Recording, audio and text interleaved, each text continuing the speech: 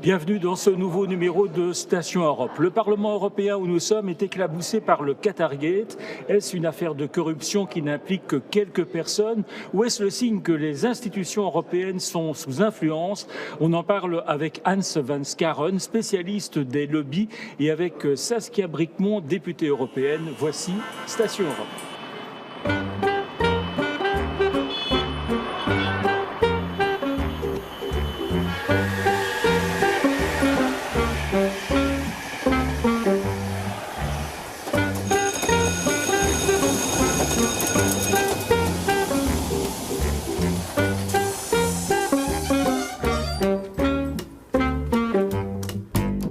On se retrouve sur le plateau du Parlement européen à Bruxelles. Et tout d'abord, je vous présente Hans van Skaren. Merci d'être avec nous. Vous êtes chercheur et militant dans une organisation qui travaille sur les lobbies, qui dénonce le poids des lobbies. Quand vous êtes entré il y a une petite demi-heure ici au Parlement européen, vous vous êtes dit « J'entre dans une maison où règne la corruption ».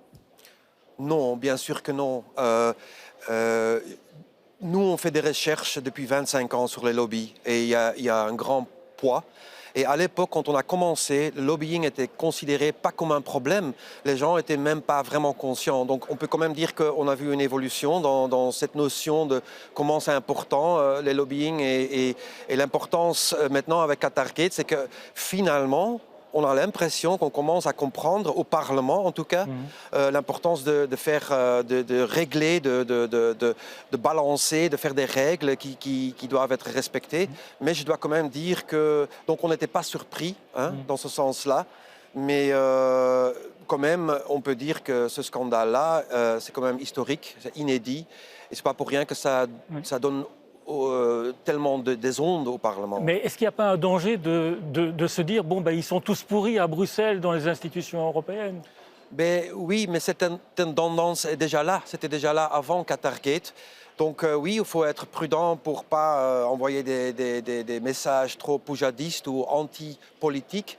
En même temps, c'est pas s'il y a des problèmes, une façon de les régler. Et malheureusement, c'était un peu le cas que moi j'ai vécu aussi quand j'ai travaillé dans le Parlement européen avant. Et comme journaliste d'ailleurs, il y a toujours cette tendance à vouloir mettre sous le tapis des problèmes. Et ce n'est pas la façon saine dans une démocratie de régler les problèmes qui sont là, qui sont réels. Alors, le Qatargate, c'est une affaire de corruption que tout le monde dénonce, mais il y a également un lobbying légal que vous dénoncez et que vous estimez très dangereux. Oui, comme j'ai dit, depuis 25 ans, on fait des études sur des lobbying de plein de secteurs économiques, sur le plan de l'agrochimie, secteur chimique, le secteur financier, le pétrolier, le secteur de finance, etc. etc. Donc, ça, ce sont les grands secteurs qui font du lobbying, qui sont d'ailleurs installés tout près du Parlement européen et de la Commission européenne. 9 des grosses boîtes de lobbying sont installées à moins d'1,5 kilomètre des institutions européennes. C'est comme nous, on dit la bulle européenne où tout se déroule et c'est très intense. C'est vraiment une industrie de lobbying. C'est une industrie. Le lobbying, c'est une industrie. Oui, bien sûr. Les estimations calculées, comme on dit, sur leur budget annuel, c'est à peu près 2 milliards d'euros par an. Il y a une estimation de nouveau calculée d'environ 25 000 lobbyistes. Si vous savez combien de fonctionnaires européens il y a, c'est presque 1 sur 1. Donc oui, bien sûr, c'est une industrie. Il y a énormément de possibilités aussi de carrière. Des anciens politiciens qui vont travailler après, qui vont vendre en gros leur réseau, leurs connaissances internes des institutions européennes au secteur privé. Donc oui, c'est énorme. Et Bruxelles est un peu une capitale du lobbying, la capitale européenne du lobbying. José Bové, ancien député européen, avait d'ailleurs écrit un livre il y a 9 ou 10 ans sur cette question-là, Hold Up sur Bruxelles, pour dénoncer le poids des lobbies ici. Exactement. Et j'ai lu le livre, il est excellent. Et oui, et c'est quand même, on peut l'inverser. C'était étonnant, presque qu'un député européen a publié un tel livre, mais ça devrait être la norme. Mais le sujet reste un peu presque tabou. C'est un peu, les politiciens n'aiment pas trop en parler. Mais Louis-José Bové, il parlait des pressions qu'il a subies. Oui, mais José Bové était quand même un politicien assez exceptionnel, comme vous le savez, en France. qui voulaient vraiment faire de la politique en étant activistes et être très proches du milieu de la société civile, les paysans et tout ça. Donc il a un profil un peu différent que beaucoup des autres députés européens. Cela dit, rencontrer un lobbyiste, le dirigeant d'une grande entreprise, ça n'est pas un crime. Ça peut même être intéressant pour certains députés européens. Oui. Certains le disent en tout cas. Bien sûr, mais il faut voir tout le paquet. Donc, bien sûr, si vous le présentez comme ça, on ne peut pas dire non, c'est même légal. Nous, comme ONG, on ne dit pas que c'est un crime, c'est quelque chose qui doit être interdit. Mais il y a une question d'éthique et des règles qui devraient être mises en place et elles doivent être obligatoires, je veux dire. Il y a le fait que les politiciens, soit dans le Parlement européen, soit dans le Conseil, soit dans la Commission européenne, où les lois sont construites, il y a quand même un intérêt général qui sont censés à défendre. Les lobbies, en général, sont là pour défendre des intérêts privés, commerciaux.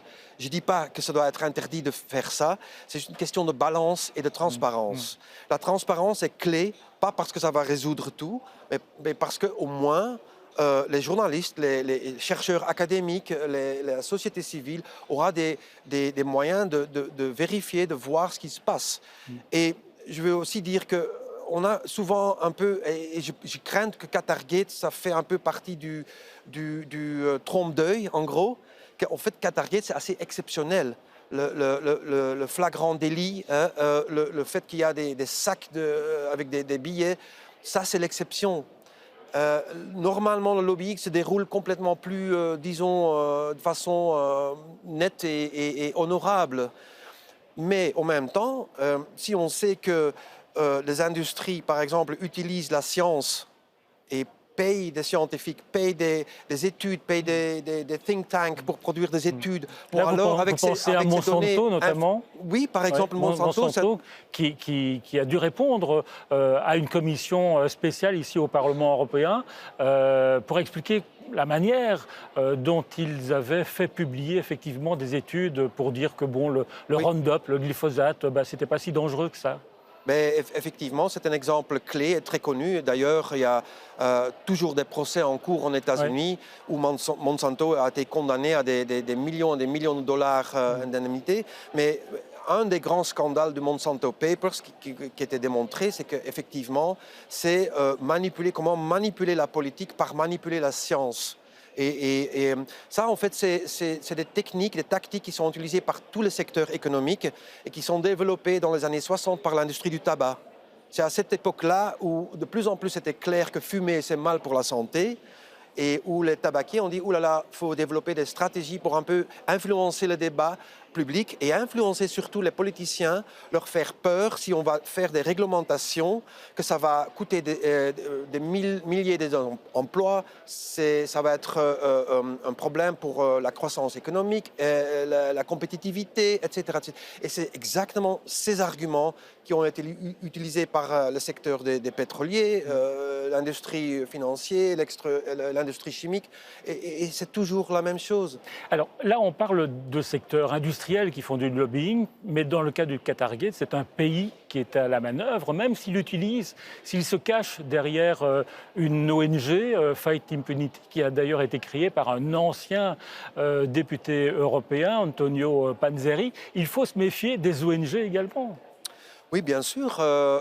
Il y a justement un des lobbies tactiques, c'est de créer des ONG, des fausses ONG. C'est utilisé par des régimes répressifs et c'est utilisé aussi par justement des entreprises comme Monsanto ou des autres, de créer des groupes, soi-disant des ONG, des front groups, on appelle ça, ou astroturfing, c'est créer des groupes de consommateurs, de citoyens qui veulent comment dire, avancer des idées très favorables à l'industrie ou à un régime. D'ailleurs, un exemple qu'on a décrit déjà en 2015, c'est justement le Qatar qui a créé par une boîte de consultancy en Angleterre, un groupe des amateurs de foot. Pour dire sur un site web créé spécialement pour ça, écoute, c'est génial, le foot, le World Cup à Qatar, ce sera génial.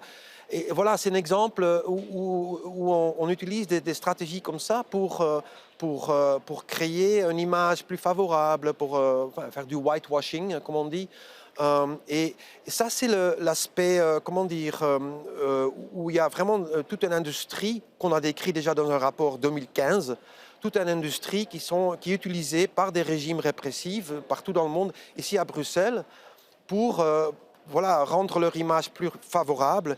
À côté de ça, il y a le lobbying diplomatique, hein, que José Bové a décrit dans son livre concernant le Maroc, par exemple. Et c'est un peu à la base de toute Qatargate. En fait, c'est le régime marocain. Et le lobbying, diplomatique travaille sur les contrats avec des entreprises européennes, par exemple, ou des accords de libre-échange. Et à côté, il y a donc le lobbying des boîtes d'avocats ou des consultancies. C'est pour en fait créer une image favorable qui alors permet aux politiciens européens de faire des deals avec des régimes pas très démocratiques. Voir le Qatar, en ce moment même, après la guerre d'Ukraine, il y a plein de gouvernements européens qui ont fait des deals avec le gouvernement qatari pour livraison de LNG, de diesel en France, par exemple. Donc, c'est ça, c'est un ensemble. Il y a la diplomatie derrière les rideaux, voilà, et il y a le lobbying pour voilà, blanchir un peu l'image répressive de certains régimes. Alors, on va rejoindre à présent en duplex Saskia Brikmont, qui est députée européenne dans le groupe des Verts. Saskia Brikmont, vous avez publié tout récemment dans le journal Le Soir une carte blanche pour dire que les murs du Parlement européen devaient être plus transparents. Vous êtes d'accord avec ceux qui disent que cette institution est sous influence ? Mais d'accord et pas d'accord, hein, puisque effectivement les activités de lobbying ne sont pas une nouvelle chose. C'est connu de longue date que ce soit des ONG, des associations, des entreprises, des industries, différents représentants d'intérêts, donc des lobbies, influencent les travaux du Parlement européen et des députés en particulier. Alors j'ai envie de dire qu'il y a des bons et des moins bons lobbies, des lobbies qui travaillent dans l'intérêt général et qui essayent d'influencer les politiques européennes. C'est une chose, et puis il y a des lobbies qui représentent des intérêts particuliers, et c'est vrai que quand ils représentent en plus les intérêts particuliers d'un pays tiers, avec des ingérences dans les affaires européennes, là on parle de mauvais lobbying qu'il faut davantage encadrer. Donc d'une part, il existe des règles, mais d'autre part, elles ne sont pas suffisantes ni suffisamment mises en œuvre et sanctionnées en cas de non-respect. Donc il ne faut pas jeter le bébé avec l'eau du bain, il ne faut pas supprimer tout lobbying. Eh bien, il y a des bons et des mauvais lobbies. Donc, ce qu'il faut, quoi qu'il arrive, pour n'importe quel influenceur, dirais-je, des règles claires, strictes, avec des mécanismes d'enquête et de suivi sur le respect des règles et de sanctions si elles ne sont pas respectées. Alors, ce qui est certain, c'est que quand on voit l'ingérence que des pays tiers peuvent avoir dans les activités parlementaires, par exemple, mais aussi d'autres institutions européennes, il faut beaucoup plus strictement encadrer ces activités de lobbying, les rendre beaucoup plus transparentes, avoir une condition sine qua non qui est l'inscription sur le registre de transparence des lobbies, ce qui n'était pas le cas pour l'ONG Fight Impunity qui est actuellement sous le feu des projecteurs dans le cadre de l'affaire de corruption qui nous préoccupe.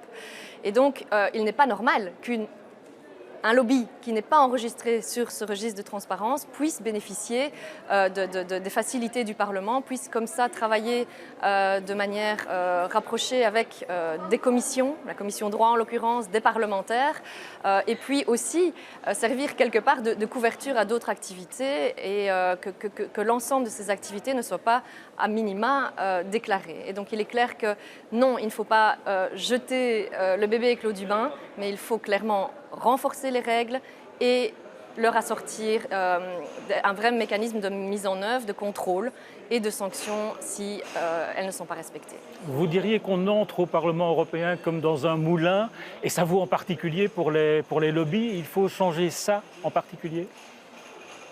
En tout cas, ce qui est préoccupant pour ma part, c'est qu'effectivement, certains ont un accès facilité au Parlement européen, là où les citoyens, de manière générale, n'accèdent pas comme ça au Parlement européen. Il y a bien évidemment des possibilités de visite, mais de manière très encadrée, tandis que d'autres ont un accès open door au Parlement européen. Et effectivement, là, il y a l'inscription obligatoire au registre de transparence des lobbies, qui est une chose, et de l'autre, je pense qu'il faut davantage encadrer aussi effectivement cette manière dont les lobbies peuvent interagir avec les députés, qu'ils puissent être invités officiellement dans le cadre des travaux parlementaires, dans le cadre de réunions de travail, bien entendu, mais il faut pouvoir mettre la limite entre le travail opérationnel et là où ça devient une activité de lobby intrusive dans le cadre des activités des travaux parlementaires. Saskia Brikmont, vous restez avec nous, mais je voudrais vous faire réagir, Hans Venskaren. On rentre comme dans un moulin dans ce Parlement européen. Vous y avez travaillé. Ben, écoute, c'est comme Madame Brikmont a dit, le problème, c'est pas qu'il y a des gens qui entrent, le problème, c'est une question de transparence de nouveau et de balance.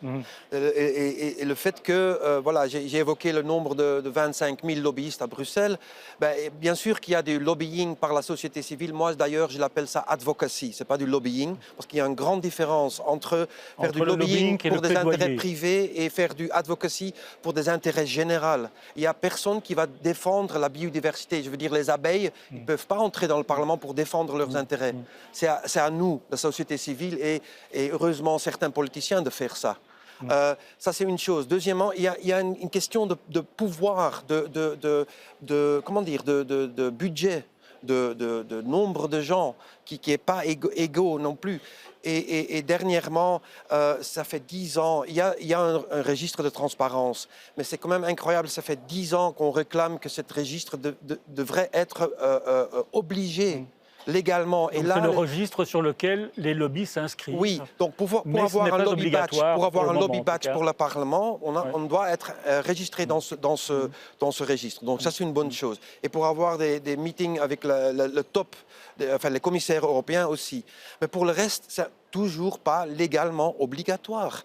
Et surtout quand on parle des lobbyistes pour des régimes répressifs, qui est quand même le sujet d'aujourd'hui, pourquoi on n'a pas un FARA européen, donc FARA Foreign Agent Registration Act, en Washington, tous ceux qui font du lobbying pour des régimes comme le Qatar ou autres, enfin tous les pays non américains, ils doivent se registrer et ils doivent mettre plein d'infos là-dedans. C'est quand même pas normal, quand ma collègue a fait un rapport sur le lobbying des Émirats arabes unis, qu'elle a trouvé beaucoup plus d'informations par ce registre à Washington pour savoir en fait que, voilà, qu'est-ce qui se passe ici. Plus d'informations à Washington qu'à Bruxelles. Exactement. Alors, on va retrouver Saskia Brikmont, précisément.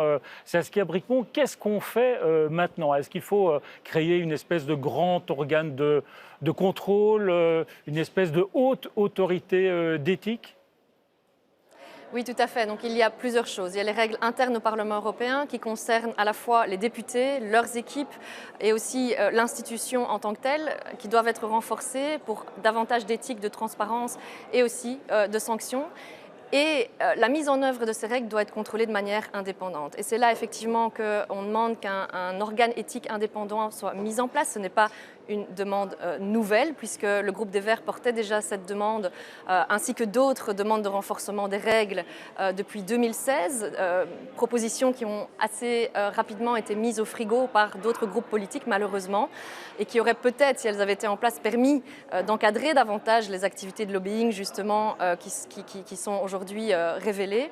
Mais d'autre part, cet organe éthique indépendant est porté par le Parlement européen dans son ensemble. C'est la Commission qui devait faire une proposition. Cette proposition ne vient pas. Donc ce qu'on demande maintenant, c'est que le Parlement prenne la main et effectivement mette sur la table la création de cet organe indépendant, parce que sans contrôle indépendant, je pense que laisser les députés régler des conflits d'intérêts, l'interprétation des règles ou le non-respect des règles entre eux est loin d'être suffisant sur le plan éthique. Il faut réduire aussi les mandats des députés. Certains font partie de conseils d'administration, d'autres de groupes d'amitié. Ça pose problème ? Mais oui, je pense que le cumul des mandats et le fait d'occuper certains mandats qui peuvent présenter des conflits d'intérêts avec le mandat de député européen ou de député en général, hein, quels que soient les niveaux de pouvoir, doit être revu. Au niveau national, il existe des bonnes pratiques, notamment de réduire le cumul des mandats, l'interdiction d'occuper certains mandats, notamment exécutifs, ou qui pourraient rentrer en conflit avec le mandat de député. Par exemple, faire partie d'un conseil d'administration à titre bénévole d'une association en lien avec les travaux parlementaires peut en soi ne pas poser de problème. Par contre, si ça devient un mandat exécutif rémunéré, là, on peut commencer à se poser des questions quant au conflit potentiel avec les mandats. Et puis aussi en termes déontologiques, le mandat de député est prenant. C'est un mandat à part entière, c'est un job à temps plein. Et donc je pense que limiter le cumul des mandats n'est qu'une chose saine en fait dans une démocratie qui fonctionne bien. Est-ce que ce qui se passe est une affaire grave pour la démocratie? Le Parlement européen, c'est la maison des citoyens. Bien sûr, et c'est absolument fondamental de rétablir la confiance parce que la confiance envers le politique est déjà soumise à rude épreuve. On parle souvent du grand écart qui existe entre les citoyens et les institutions et les élus. Je pense que rétablir le lien entre les citoyens et les politiques, c'est aussi à un moment donné que les politiques s'imposent des règles et les respectent comme elles existent par ailleurs dans d'autres secteurs. Et le fait qu'aujourd'hui, il faut le reconnaître, il existe une certaine culture de l'impunité par rapport au respect de règles éthiques ne peut pas perdurer. Ce sont des questions de bonne gouvernance dans, je le répète, des démocraties, que ce soit au niveau national, que ce soit au niveau européen. Les règles doivent être beaucoup plus strictes, beaucoup plus contrôlées et respectées par les élus, sans quoi des sanctions doivent être prises et je pense que ça doit aussi aller jusqu'à l'interdiction de se représenter si il y a eu abus des règles. Dernière question, vous dites quoi à Viktor Orban qui ricane de la corruption à Bruxelles alors que les institutions européennes font la leçon au gouvernement hongrois sur des dossiers de corruption précisément? C'est évidemment du pain béni pour un Viktor Orban et pour l'extrême droite en général, qui est eurosceptique et qui utilise cette affaire de corruption qui, je le répète, concerne quelques élus et qui va certes très loin et qui est le révélateur de dysfonctionnements qui doivent trouver réponse politique à la hauteur des attentes désormais. Et c'est bien là que mon groupe compte aussi maintenir la pression pour qu'on évite un encommissionnement des discussions autour des règles qui doivent être revues et adoptées parce que on ne peut pas dire que ce Parlement soit celui qui doit être pointé du doigt en matière de défense de l'état de droit et de la lutte contre la corruption de manière générale, notamment au sein des États membres. Ici, c'est le fait de quelques députés et de quelques gens mal intentionnés et malhonnêtes. Et quelque part, ça entache l'ensemble de l'institution parlementaire. Et c'est là que l'ensemble de cette institution parlementaire doit répondre virulemment avec force en mettant en place un set de règles bien claires, bien déterminées pour que ça ne se reproduise plus. Maintenant, je répète aussi que malheureusement contre la cupidité et la corruption à cette ampleur, donc c'est difficile de lutter contre des gens malhonnêtes qui sont prêts à accepter des valises d'argent en échange de prise de position politique. Merci Saskia Brikmont d'avoir été avec nous et Hans van Scharen, on sait que Roberta Metsola, la présidente du Parlement européen, vient de faire une quinzaine de propositions pour assainir ce Parlement, pour lutter contre la corruption. Vous dites bravo?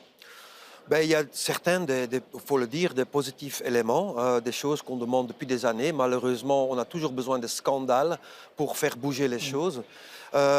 Donc, à voir, j'ai quand même quelques craintes, c'est la façon dont on va gérer le progrès maintenant, les mesures.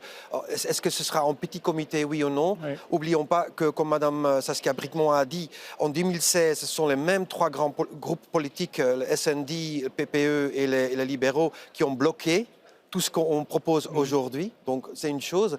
Mais le plus important, je pense, c'est que le Parlement maintenant met en œuvre cette Ethics Committee, donc un organe indépendant, des anciens magistrats, par exemple, qui jugent les cas qui sont mis sur la table. Parce que le problème, en fait, pour le moment, c'est que le Parlement est contrôlé par lui-même, et donc il faut une espèce d'autorité indépendante. Et vous verriez qui là-dedans il y a par exemple le réseau Greco, anticorruption européen. Il y a plein d'experts sur la corruption. Ça peut être quelqu'un avec le profil comme la médiatrice Madame O'Reilly, des juges d'instruction qui sont en pension, pourquoi pas Monsieur Blaise qui fait le Qatargate et qui va prendre la retraite l'année prochaine. Il y a plein de gens qui sont très expérimentés, qui sont complètement en dehors du Parlement et qui pourraient donner de la crédibilité et vraiment un fonctionnement indépendant et strict. En tout cas, Hans Van Scharen, on dit parfois que le Parlement européen a peu de poids. Quand on voit tout le travail des lobbies sur les députés européens, on se dit que, non, on se trompe. Les résolutions du Parlement européen, c'est des choses qui sont considérées comme importantes. Apparemment, des régimes comme le Maroc et le Qatar étaient préparés à payer de l'argent, du cash, pour influencer les positions du Parlement. Donc ça indique quand même qu'il y a une certaine valeur dans ces résolutions, même sur la politique étrangère, où le Parlement n'a pas vraiment des grands pouvoirs. Donc voilà, le tragique dans toute cette affaire, pour moi, c'est vraiment que je trouve, allez, pas pour jeter la pierre, mais les médias nationaux, les partis politiques nationaux se sont toujours méfiés un peu de ce Parlement européen. Et on a vraiment raté un peu l'histoire. C'est que depuis Lisbonne surtout, mais même avant, le Parlement a vraiment des pouvoirs politiques, législatifs. Donc pour moi, c'était toujours très bizarre pourquoi même des politiciens nationaux ne considèrent pas et ne voient pas les choses comme ils sont. Donc, évidemment qu'il faut, et malheureusement, il nous fallait Qatargate pour faire ça, mettre ça en avance. Pour découvrir le poids du Parlement. Oui, c'est un peu ironique, non? Hans Van Scharen, merci de vous être arrêté à la Station Europe. Merci à Pascal Simard et à toute l'équipe qui a réalisé cette émission ici au Parlement européen. Et on se retrouve dans 2 semaines pour un nouveau numéro de Station Europe.